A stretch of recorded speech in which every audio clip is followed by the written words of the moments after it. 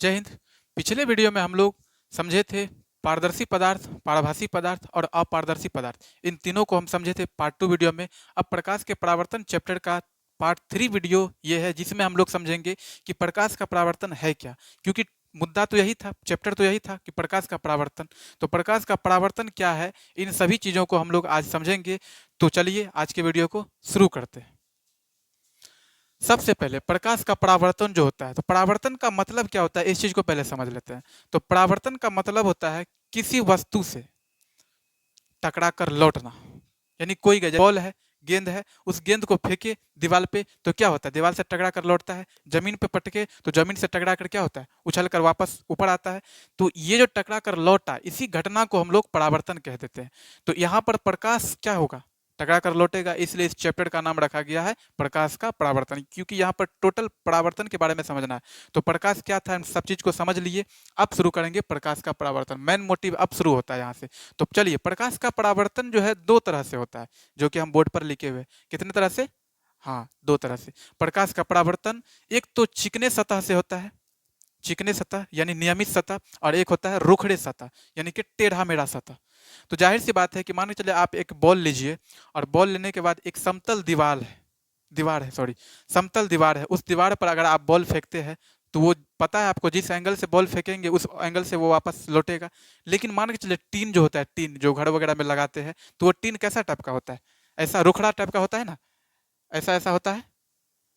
तो इस पर अगर आप वो फेंकते हैं बॉल, तो क्या इसका कोई अंदाजा है कि आप जिस एंगल से फेंक रहे हैं उसी एंगल से वो आएगा? क्योंकि वो तो रुखड़ा है।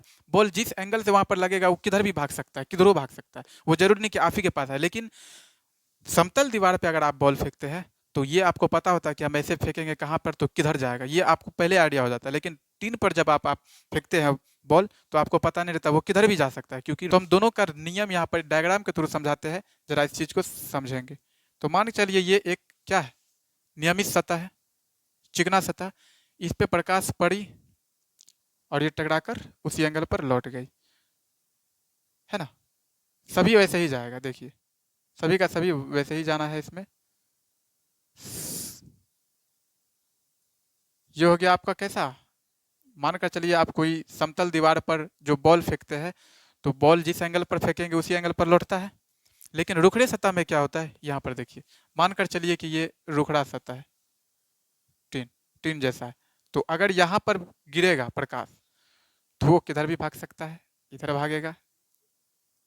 फिर कभी उधर गिरेगा तो फिर इधर भाग जाएगा। फिर वो ऐसे आया तो वो इधर भाग जाएगा। ऐसा टाइप का मतलब कि उसमें सिस्टम हो जाता है। देखिए आपके सामने में एग्जाम्पल है। तो ऐसा हमारे लाइफ में भी होता है। समझते हैं प्रकाश का परावर्तन। तो प्रकाश का परावर्तन का डेफिनेशन हम लोग लिखेंगे, नोट करो, कि जब प्रकाश किसी सतह पर पड़ती है तो वह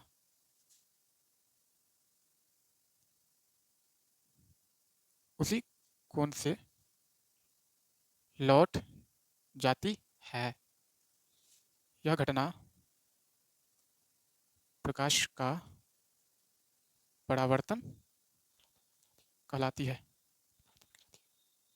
देखिए दोस्तों क्या लिखे हैं कि जब प्रकाश किसी सतह पर पड़ती है तो वो उसी एंगल पर लौट जाती है। इसी घटना को हम क्या कह देंगे, प्रकाश का परावर्तन। इसका और भी डेफिनेशन है कि किसी सतह से प्रकाश का टकरा कर लौटने की क्रिया प्रकाश का परावर्तन है। या जब किसी वस्तु पर प्रकाश पड़ती है तो वो वापस लौट जाती है, इसी घटना को हम क्या कह देंगे, प्रकाश का परावर्तन। तो समझ में आ गया, सब तरफ से हम बता दिए कि प्रकाश का परावर्तन क्या है, इसमें कोई त्रुटि नहीं है।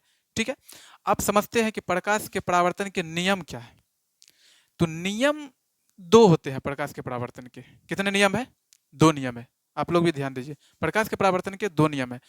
पहले नियम को भी हम अच्छे से समझेंगे और दूसरे नियम को भी अच्छे से समझेंगे। आप लोग एकदम फोकस बनाकर ओनली ध्यान दीजिए पढ़ाई पर। क्योंकि कहते हैं कि देखिए, जब तक आप 100% फोकस किसी काम में नहीं देते हैं वो चीज़ आपको समझ में आ ही नहीं सकता है। तो इसीलिए जरूरी है 100% फोकस देना।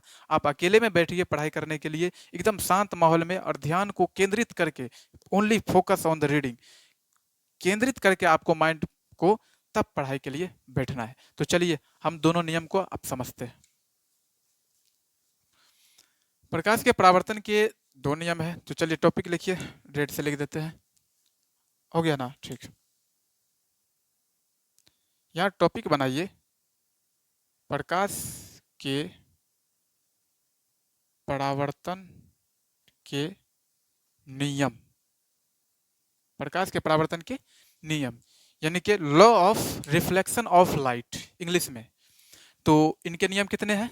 दो नियम है। तो दोनों नियम को हम समझते हैं। पहला नियम है कि आपतन कोण हमेशा परावर्तन कोण के बराबर होता है। अब ये आपतन कोण क्या है, परावर्तन कोण क्या है, आगे समझेंगे डिटेल्स में। पहले हम इसके नियम को लिख देते हैं। यहाँ पे आप लोग लिख लीजिए।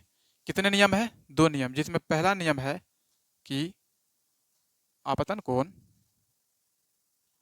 हमेशा परावर्तन कोण के बराबर होता है। ये हो गया दोस्तों पहला नियम। दूसरा नियम है, कितना सिंपल, देखिए पहला नियम। दूसरा नियम है आपतित किरण। अब ये आपतित किरण क्या है ये भी हम लोग समझेंगे, टेंशन नहीं लेना, एकदम पेशेंस रखना है। धीरज बहुत जरूरी होता है विद्यार्थी लाइफ में। कोमा परावर्तित किरण तथा आपतन बिंदु, इसमें कुछ नए वर्ड आ रहे हैं, टेंशन नहीं लेना है, सब बताएंगे। पर खींचा गया लंब, ये लंब है, तीनों एक ही तल में होते हैं। देखिए दोस्तों, देखो बच्चों, ये कितना सिंपल है कि आपतन कोण हमेशा परावर्तन कोण के बराबर होता है। This is first law. Second law कि आपतित किरण, परावर्तित किरण तथा आपतन बिंदु पर जो खींचा जाता है लंब, वो तीनों एक ही तल में होते हैं। ये दो नियम है। इस नियम को हम लोग डायग्राम के थ्रू समझेंगे तो ज़्यादा समझ में आ जाएगा। तो इसलिए पेशेंस रखना है। जिसमें इसमें जितने भी वर्ड आए हैं, जैसे आपतन कोण क्या है, आपतन बिंदु क्या है, अभिलंब क्या है या लंब क्या है, आपतित किरण क्या है, परावर्तित किरण क्या है, इन सभी के बारे में हम लोग समझेंगे। जरा ध्यान से समझना। इसका हम लोग डायग्राम बनाएंगे, अभी डायग्राम के थ्रू इसको समझेंगे। इतना उतार लिए? हो गया सभी को? ठीक। आप लोग भी इसका स्क्रीनशॉट ले लीजिए, क्योंकि अब हम इसको मिटाएंगे, डायग्राम समझाएंगे ना इसलिए। तो चलिए इसका डायग्राम बनाते हैं और डायग्राम के थ्रू समझते हैं कि प्रकाश का परावर्तन क्या है। तो मानकर चलिए कि ये कोई सतह है, ओके, परावर्तक सतह है। इसका सबसे अच्छा उदाहरण जो है ना समतल दर्पण होता है, ठीक है। मानकर चलो कि ये समतल दर्पण ही है। अभी नहीं, अभी इधर से किरण आया, प्रकाश जैसे टकराया, तो मान के चलिए ये 30 डिग्री के कोण पर टकराया, तो ये जो रिटर्न होगा, ये भी कितना डिग्री पर रिटर्न होगा? 30 डिग्री पर, जी हाँ, ये भी 30 डिग्री पर रिटर्न हो जाएगा। ये आया, ये गया, तो ये जो टकराया इस पर, तो इस बिंदु को हम मान लेंगे ओ, और ओ को ही कहते हैं आपतन बिंदु। यानी कि किरण जो आती है, तो वो जो किरण आ रही है, उस किरण को हम नाम देंगे आपतित किरण। यानी उस किरण को क्या कहेंगे? आपतित किरण। आपतित का मतलब आना, ठीक है। आने वाले किरण को क्या कह देंगे? आपतित किरण। और टकरा कर जब लौट जाएगा, तो उस लौटने वाले किरण को क्या कह देंगे? परावर्तित, क्योंकि परावर्तन हो गया ना किरण का, तो वो हो गया परावर्तित किरण। और जिस बिंदु पर टकराता है किरण, यानी जिस बिंदु पर, जैसे कि मान के चलिए ये समतल सतह है, अब इस पर मान के चलिए मेरा उंगली किरण टकराया, तो जिस जगह पर टकराया उस बिंदु को आपतन बिंदु कहते हैं। तो ये हो गया हमारा आपतन बिंदु ओ। अब इसी से एक लंब खींचा जाता है, जिसको हम यहाँ खींच रहे हैं। तो ये जो लंब खींचे, इसको मान लो एन, तो ये जो लंब खींचे, इसी लंब को कह देंगे अभिलंब, ठीक है। लिखाए थे ना कि आपतन बिंदु पर डाला गया अभिलंब, तो आपतन बिंदु ये है, उस पर डाला गया ये लंब है ना, इसको हम क्या कह देंगे? अभिलंब। और तीनों क्या है? एक ही समतल में होते हैं। यानी कि आपतित किरण, आने वाला किरण, तथा परावर्तित किरण, जाने वाला किरण, टकरा कर लौटने वाला किरण, और तथा आपतन बिंदु पर डाला गया अभिलंब, तीनों एक ही तल में होते हैं। देखो सभी तीनों एक ही तल में है। तो ये उस दूसरा नियम हो गया। पहला नियम जो था ये हो गया आपतन कोण। ये जो आपतित किरण, यानी कि ये जो ए और ओ है, इसको मान लो बी, तो ये जो ए ओ है, इस किरण को नाम देंगे हम आपतित। और ये जो टकरा कर लौटा, इस किरण को नाम देंगे हम परावर्तित। और ये जो अभिलंब बीच में खड़ा जो है डंटा, उसको देंगे नाम अभिलंब, ठीक है। तो आपतित किरण और अभिलंब के बीच जो कोण बनता है, कोण आई, इसी को हम कहते हैं आपतन कोण। समझ में आया? हाँ। और परावर्तित किरण और अभिलंब के बीच जो कोण बनता है इसको हम आर मानते हैं और इस कोण को कहते हैं परावर्तन कोण। परावर्तन कोण। इधर का चीज परावर्तन कहलाएगा, इधर का आपतन कहलाएगा। देख लीजिए, आपतित किरण आपतन कोण, परावर्तित किरण परावर्तन कोण, है ना। इससे इधर, इससे इधर। तो यही फुल डिटेल्स है प्रकाश के परावर्तन के नियम का। यहाँ परावर्तन भी बताया गया है और प्रकाश के परावर्तन के नियम भी बताया गया, दोनों नियम। कि आपतन कोण यानी कोण आई, परावर्तन कोण यानी कोण आर, दोनों एक दूसरे से क्या होता है, हमेशा बराबर होता है। यानी कि 30 डिग्री का एंगल ये बनाएगा तो ये भी कितना डिग्री का, 30 डिग्री का ही एंगल बनाएगा। और आपतित किरण जो है, परावर्तित किरण और आपतन बिंदु पर डाला गया विलंब, ये तीनों क्या होता है, एक ही तल में होते हैं। तो इनका हम अलग अलग नाम लिख देते हैं, आप लोग इसको नोट कर लेंगे। तो चलिए आप लोग भी लिखो कि सबसे पहले हम ये एम मान लो इसको और इसको एम डैश मान लो। हाँ, तो एम एम डैश हो गया हमारा परावर्तक सतह। क्या हो गया, हाँ। ए ओ हो गया आपतित किरण, आपतित किरण। ओ बी हो गया परावर्तित किरण। देखिए जल्दीबाजी में थोड़ा राइटिंग गड़बड़ा रहा है, कोई बात नहीं है, समझ में अगर नहीं आएगा तो आप हमसे पूछिएगा। ओ को मान लेंगे आपतन बिंदु, जिस जगह पर प्रकाश पड़ती है, आपतन बिंदु। ओ एन को मान लेंगे हम अभिलंब, अभिलंब। कोण आई बोलिए या कोण ए ओ एन बोलिए, कोण आई बोलो या फिर कोण ए ओ एन, ये जो है इधर वाला त्रिभुज, दोनों क्या हो जाएगा, परावर्तन। बोले थे ना, इधर वाला परावर्तन कहलाएगा परावर्तन कोण, और उधर वाला कोण बी ओ एन। तो कोण आर बोलिए या कोण बी ओ एन, इधर ए ओ एन उधर बी ओ एन। सॉरी, ये परावर्तन नहीं होगा, आपतन होगा ना, मिस्टेक हो गया, सॉरी सॉरी। आपतन और ये परावर्तन, परावर्तन कोण। बस ये फुल डिटेल्स है आपका। इनमें जो जो टॉपिक यूज हुए हैं उन सभी का नाम हम लिख दिए हैं, उसका चिन्ह के साथ। एम एम डैश क्या है, वो आपतित किरण है। इनके बारे में हम थोड़ा सा ये जानकारी दे देते हैं कि किसको क्या कहते हैं, ठीक है। जरा ध्यान से सुनिएगा, कि इसको नोट नहीं करवाते, इसको समझा देते हो जाएगा, ठीक है। परावर्तक सतह, जिस सतह पर प्रकाश टकराती है और लौटती है उस सतह को हम प्रकाश का सॉरी परावर्तक सतह कहते हैं।